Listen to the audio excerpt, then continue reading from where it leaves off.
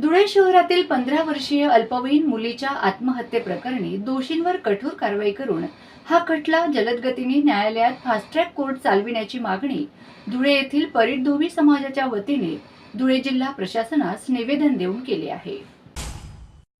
निवेदनात म्हटले आहे की धुळे शहरातील गोळीबार टेकडी परिसरातील 15 वर्षीय मुलीला सतत मानसिक त्रास देण्यात आल्याने तिने आत्महत्या केल्याची घटना घडली। अतुल जोशीवर कठोर कायदेशीर कारवाई व्हावी तसेच त्या प्रकरणाचा जलद गतीने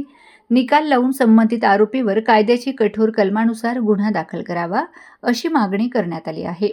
तसेच यावेळी हा खटला विशेष जलद गतीने न्यायालयात चालवून पीडित कुटुंबाला लवकर न्याय मिळावा व महिलांच्या सुरक्षिततेच्या दृष्टीने अशा गुन्ह्यांना कठोर शिक्षा होणे आवश्यक असल्याचेही त्यांनी यावेळी सांगितले आहे।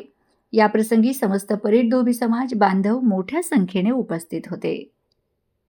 गोळीबार टेकडी परिसरात राहणारे एक अल्पवयीन मुलगी जिचं नाव जान्हवी जितेंद्र ठाकरे वय वर्ष 15 या निरागस बालिकेला एक तरुण बादल माळी नामक तरुण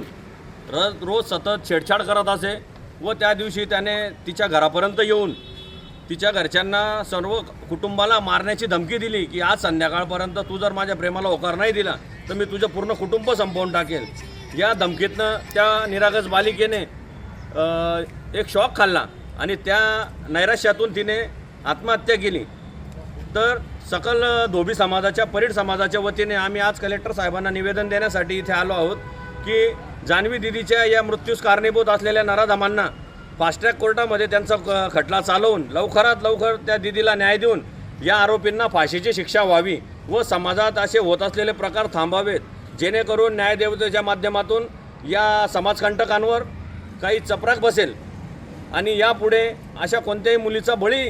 या धुळे शहरात या महाराष्ट्रात जाणार नाही याची प्रशासनाने दखल घेऊन